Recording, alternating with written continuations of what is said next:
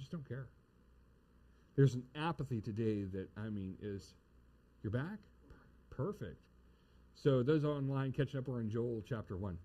But there's an apathy in this world today and right now. There is this, we don't care what God says. Well, let me say this. It will matter.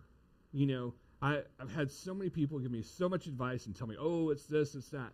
And my answer is becoming more and more ironclad, the same exact answer that I give every time. You have to face Jesus at some point in time. It's going to be when you die. And you're going to be facing Jesus, and all these excuses, all these reasons, all the stuff that you have, it's going to do you no good. Because it's either you belong to Jesus or you don't. It's either you're saved by the blood of the Lamb or you're not. In the Army, we call it a go, no-go situation. You're either go or no-go. And lest you repent and put your trust in Jesus Christ, you're in a no-go position. You want to be in the go position. Now, as I say that, as we teach up our children, we teach up the people around us, we bring up those people because we have coworkers, we have all these different things of places where we can be some kind of level of influence or all in their lives. We see that it's important to God. Now we're told to talk. We're told to say things. And for some of us, that's rather uncomfortable. It doesn't happen to be my problem because apparently God has given me the gift of gab. However, there are other people who do struggle in talking and saying these things, but that's not your situation now, is it? You say, well, I've been talking, I've been hanging out with these people, we've been chit-chatting for a while now. Well, there's your opportunity, somebody you're now comfortable talking to, and we lead those up, and because Jesus has shown us how to talk to people, how to engage them, then we can do that. With all the things that were going on in Israel, they had some different plagues of locusts. Now, we're going to talk about locusts. I wanted to set it up in your brain that we need to be talking, we need to be in that. And the children of Israel were also that place. They were to be talking to their children, their children's children, and just passing information on. Look, this is stuff that's going to happen. Because we're going to see stuff about the plague of locusts. And that's not, so it's kind of, they're seeing the reference of it, but it's what's to come. There is coming a time, and you can make the argument whether it be Armageddon or whatever it's going to be, but there is a time when the attacks come against Israel. Is that going to happen? Yes. Why? How do I know that? Well, it's in the Bible. The Bible tells me so. If that's the case, and if they're going to attack in the same kind of a pattern and mindset as locusts, maybe we ought to look and see what's going on. Maybe we should understand that. Locusts are an interesting thing. It's one of the dietary delights of John the Baptist, right? Locusts and honey. But locusts are, you would never eat locusts, would you? I'm with you totally on this one. There is food that you're like, yeah, I don't think so. What's safe to eat? That's fine for someone else, right? Absolutely. Locusts, and you're going to be puzzled by this one because they're an insect, right? They go through different phases and processes, and they can be linked towards things like roaches and things of that sort. They are a plaguing animal, and they are a devouring, well, it's not animal, they're an insect. They're a devouring insect. I don't want to give them something they're not. They're not animals, they're insects, but who in here needs to leave before they can't sleep tonight? I'm sorry. It's not going to be that bad, I know. But locusts are a predator-style insect. Termites will eat the wood of your house. Carpenter ants will eat the wood of your house. Somehow bees, I think he's found bees in that barn who have not, they've burrowed into the wood and stuff. I did not know that happened. Do what? I'm sorry, what? In the garage too? Shocker. Are we shocked yet? No, we're not. And so insects can be very devastating. We have to keep an eye on them. Little red ants will bite you and make you want to cry, right? Well, that's nothing compared to these locusts. Looking down in verse 4. What the cutting locust left, the swarming locust has eaten. What the swarming locust left and what the hopping locust left, the destroying locusts have eaten. You're going to see this kind of a theme that's going on about these different stages of locusts. What? So it probably speaks beyond what we understand commonly as the locust. And I can't say because I'm not the person who studies insects. But there are different types of locusts, there are different types of ants and so on like this. But what we're seeing is an absolute catastrophic damage and destruction of things. But it gets better in verse 5. So we're going to tie this together. You ready? It says, awake, you drunkards, and weep, and wail, all you drinkers of wine, because of the sweet wine, for it is cut off from your mouth. For a nation has come up against my land, powerful and beyond number. Its teeth are lion's teeth, and it has the fangs of a lioness. It has laid to waste my vine and splintered my fig tree. It has stripped off their bark and thrown it down. Their branches are made white. Now, just from that first little bit of a thing, we start to see some things and say, wait a second, there's a problem. This isn't a thing to really talk against drinking or wine, but what you're going to see is these people who have turned that into their focus, they've left God. See, God was over here where they were supposed to be, right? And instead of being all things Jesus, all things God kind of a mindset, they've decided to chase the things of the world. And what you see the locusts begin to do is attacking the things that they enjoy. It's not saying that it's all horrible and bad, and what it was saying is because your focus has changed. And it's the children of Israel whose focus has changed, is it? They're going to wail because why? The locusts are eating what? Well, the vineyards. With no grapes, no wine. It's kind of one of those little processes. You say, well, we have some vintage wine. They probably didn't have a lot of vintage wine back then. It wasn't like, oh, that's a 681 BC, and hey, come down to my little wine cellar, and let's go find. No, they didn't have that stuff. They were drinking as they went. Some arguments have been made that at those times that you had to have a slight alcohol content in order to kill off the bacteria or things that were in there. I don't know. You see springs also that are around there and wells and stuff like that would have been just fine, other ways. So it's like, well, what's the big deal then? It's not the thing of the alcohol, it's the thing of the attention. Where's your affection? Where's your attention? Where you put all your value in life? Some of us chase goals, right? Like, oh, I got to do this thing. I want to climb this mountain. I've never said that, but other people have. When I was in the Army, they made me climb mountains, and I was like, I'm done with this junk. That's horrible. But some people say, well, what's the tallest mountain? I forget what it is, but everybody climbs up to the top of this thing, and they're like, they can't breathe. Do what? Everest? K2?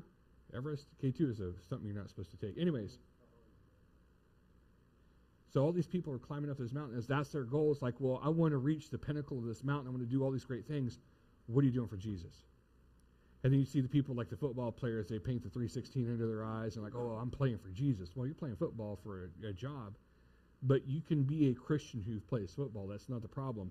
When your focus is primarily Jesus and you do football because that's what pays the bills, okay, I'm fine with that. And I think that's where that Tim guy went, right? Nobody likes him because he's a Christian, but I don't know if he's any good at the game or not. I have no idea, but he's a believer.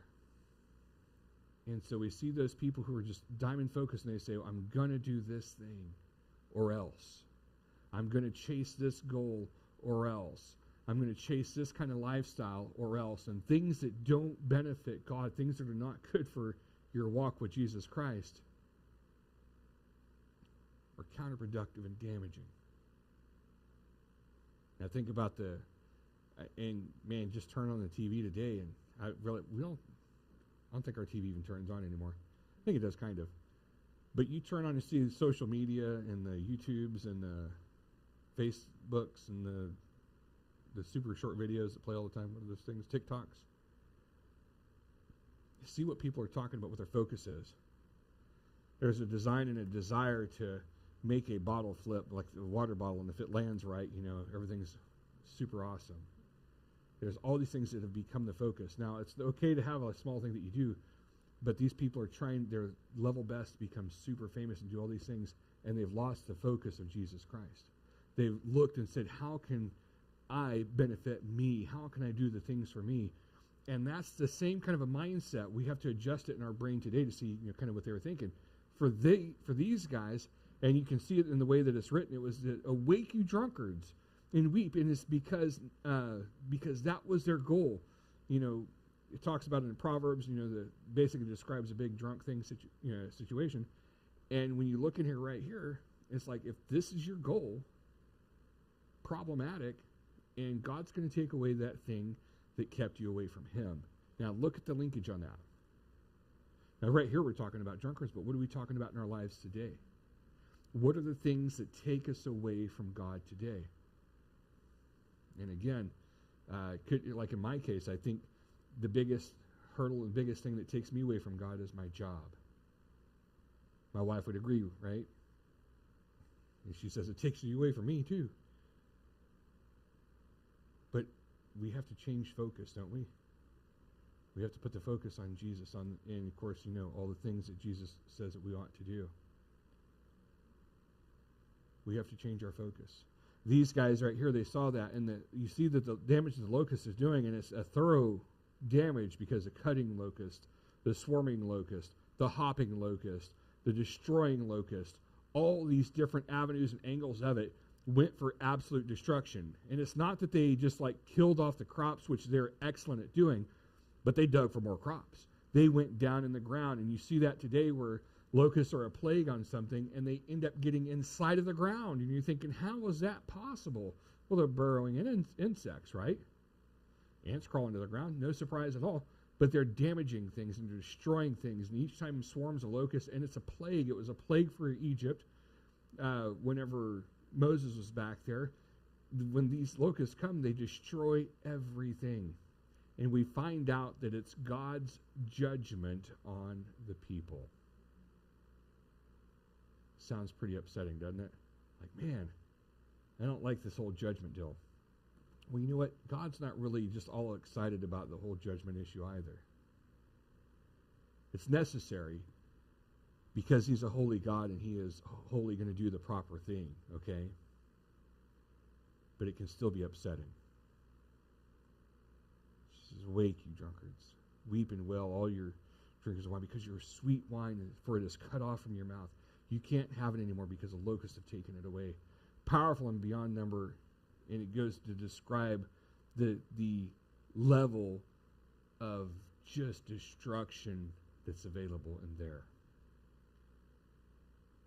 Now, as God is talking through Joel and telling this, you see it kind of applicable in the time that they're in currently. And we're going to see that it's in a time coming as well. See, because just like us, Israel does not learn their lesson quickly. Now, sometimes you can learn your lesson quickly, like, oh, well, that hurt, I shouldn't do that twice. But sometimes we build a tolerance to pain, we build a tolerance to things that we shouldn't be doing, and then we're harder to learn. We get a little thick-headed about things, don't we? Maybe you guys don't, but, I'm different. God bless me. But we start going down roads and we build a tolerance to things. I remember, years and years ago, it was a little bitty thing. Well, not, it's about somewhere in here. And started smoking cigarettes. And at first, it was, it killed you. And after a while, you just kind of built a tolerance to it. And when I quit, it's like, okay, well, now I can breathe. I didn't realize, but when I quit, I just suddenly realized how free my lungs could possibly be. I felt a massive difference in it. And so the child that started smoking quit as an adult and felt better, but it took me a long time. I knew better, right? How many times, things did people tell me like, oh, this is your lungs on, and you're going to die and all sorts of weird, stupid stuff. I don't care. Because why would I care? That's stupid.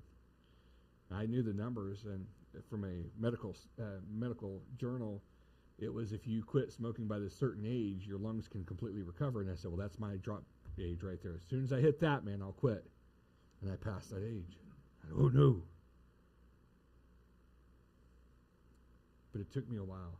And I think for some people in the situation of these guys, they become making that part of their life, part of the way that they function, and they live that. When the smoker wakes up to have his first cigarette, or the drunkard comes to have his first drink or her first drink, like it's 9 a.m. Okay, well, it's 5 o'clock somewhere. And here that mindset goes. And when that's what you're living for, you following? You tracking? When that's what you're living for, you're not living for Jesus, and you're changing things up. I don't know why I keep going back to, I do know why, because I looked at the wrong part of the page. But the destruction is just messed up, big. Okay, so going back to verse 6. For a nation has come up against my land, powerful and beyond number. Its teeth are as lion's teeth, and its fangs, the fangs of lioness. It has laid waste my vine and splintered my fig tree. It has stripped off their bark and thrown it down. Their branches are made white. What was the fig tree of Israel? Or what was the fig tree? It was Israel, right? You remember Jesus discusses the fig tree and how it was not producing fruit and all. So not only are people kind of led astray doing the weird stuff, but it's destroying Israel. Things, whatever it is, the sin and all the things that were going on in life has destroyed Israel. And it is going to be taken care of. Now, here's the interesting side of this. This is not meant for them to be happy by. This is judgment. Now, is it the great tribulation? No, it's not. Is it some great judgment? Well, it's pretty hefty judgment, I'll say that. But look now down in verse 8. It says this. Lament like a virgin, wearing sackcloth, for the bridegroom of her youth. Now, if you just end it right there and think about this, we don't do things the same way today. Back in those days, if you were to be engaged, that was just as good as being married, right?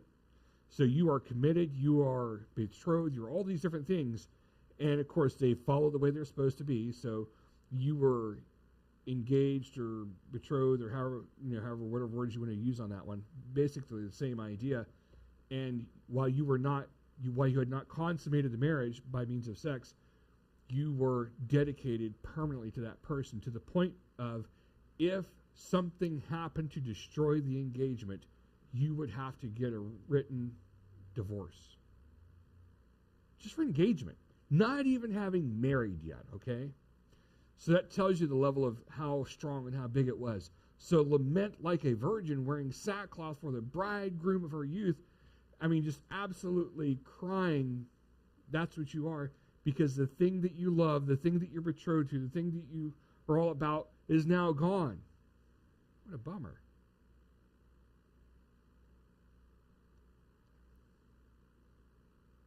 Now, if you think about it, when the locusts come to destroy the land and do all that stuff, things stop being available. The famines in the land, right? Guess what? If you don't have crops, what don't you have? No corn, no rice. Mexican food just sunk down the river, right? No wheat, no flowers. Flour comes from wheat, but you know what I'm saying? No wheat.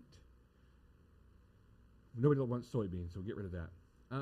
But you look at all the different things, and you think, well, wait a second. What else would that affect? Last summer, if you'll recall, it got real dry for a short period of time, and everybody panicked, and what did they do? You saw a line about 2 miles long at the sale barn getting rid of their cattle because we can't feed them. We don't have any hay. We don't have any of this stuff. We're gonna lose big time. And so you saw trailers backed up for miles going to the sale barn getting rid of their stock. Well, if you don't have food and grain for the animals to eat, it's going to be pretty hard to eat your lamb, your beef. These guys didn't eat pork, but for me that's important, right? So when the grains, when all that stuff has gone away, it affects everything. Now here's what's even more interesting. It affects the priests. Listen to this. In verse 9, the grain offering and the drink offering are cut off from the house of the Lord.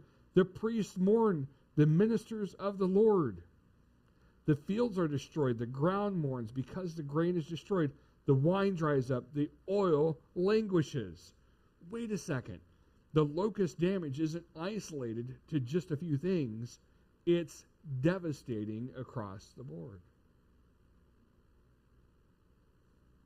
None of us in here lived through the Great Depression, right? Is anybody even possible to be alive?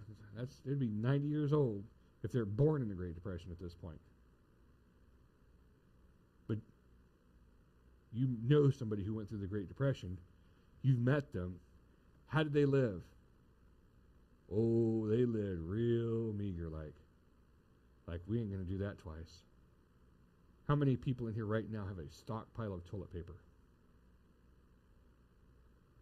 More than one package in their house. You don't count because you're staying with somebody.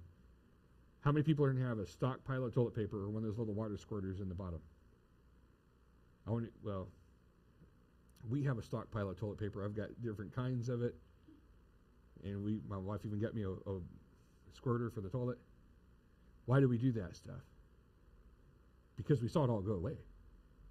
And it caused us to be more cautious of it. And you think, well, who's going to understand that 20 years from now? Let me give you the great example. And I stare you down for a certain reason.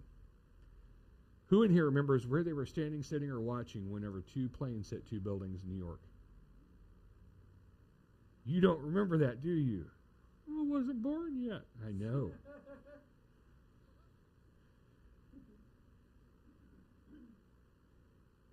Our oldest son was alive at that time, but he's a little tiny thing. He didn't care.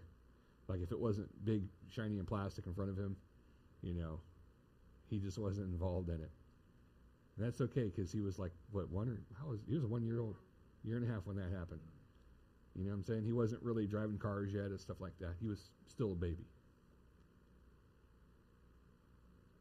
How bad did that impact you? How bad did that hit you? And you say, wait a second. I remember the gas lines and the gas prices jumped super crazy high for a couple of days. And so people are more cautious about things, aren't they? They've gotten nervous at the airport. Now they basically, violate every part of your body, making sure that you're not going there to do heinous things on board the airplane. Because nobody seems to, I don't know, I think it's too far, but that's me. But at the same time, he's like, well, no plane's been hijacked. It kind of works out for me too. What happens is when we see something bad go on, we make differences in our lives. We change the things in our lives. We begin to kind of live differently. And it's up to us at that point then to tell the next generation, hey, guess what? Be mindful of this stuff. If a bunch of crazy weirdos who just barely been flying hop onto an airplane with little bitty box cutters, right? That's problematic. We want to keep the box cutters off the airplanes. We want to keep them. Now they got bulletproof doors on the flight deck, so you can't even get to the pilots. Bulletproof door all you want to. They can shoot out the side and make it weird for you anyways. But we've taken all these cautions because of that. And we got to tell the kids, hey, watch out. Buy extra toilet paper. Why do you got to buy extra toilet paper? That's so weird. Have a stockpile of food. Not like a massive, well, some people like, oh yeah, I got, I love that. We can live for 5 years on what we got. That's possible too. I've eaten sea rats from the Vietnam era, so it's like I know they can last. I get that. But you wouldn't be doing that. We wouldn't be doing those things, except we've seen bad things come. And these people are now mourning all the loss of all their stuff. They're having a bad time of it. Verse 11 says this. It says, "Be ashamed, O tillers of the soil. Wail, O vine dressers, for the wheat and the barley, because the harvest of the field has perished. The vine dries up, the fig tree languishes, pomegranate, palm, and apple, all trees of the field are dried up, and gladness dries up from the children of man."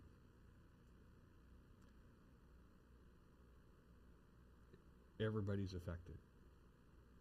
Without any kind of exception, everyone is affected. But now and if you see this in your Bible, the title it's in mine, and it really kind of makes me put my brain back to it. It says a call to repentance, and that's what we're about to see as the remainder of this chapter. Speaking on behalf of God, Joel now says in verse 13, "Put on sackcloth and lament, O priests. Wail, O ministers of the altar. Go in, pass the night in sackcloth, O ministers of my God, because grain offering and drink offering are withheld from the house of your God. Wait a second. This is affecting even, and we talked about this moments ago, the temple, the tabernacle, anything of God. It's not like it has a small effect. And I've heard some people say, well, you know what? I belong to Jesus, and Jesus is going to carry me through this thing. That's true. Jesus will carry you through all sorts of stuff. But I noticed that I didn't get toilet paper dropping out of the sky in front of my door every morning like the manna did for the people in the wilderness during the throes of COVID. Even Christians will have a time of suffering. I say that I'm not trying to be silly with the toilet paper reference, but you understand what I'm saying. I'm not saying hoard up 500 pounds of toilet paper, because they tried that too. It didn't work out, and people are selling it on the black market toilet paper. Like, come on, people.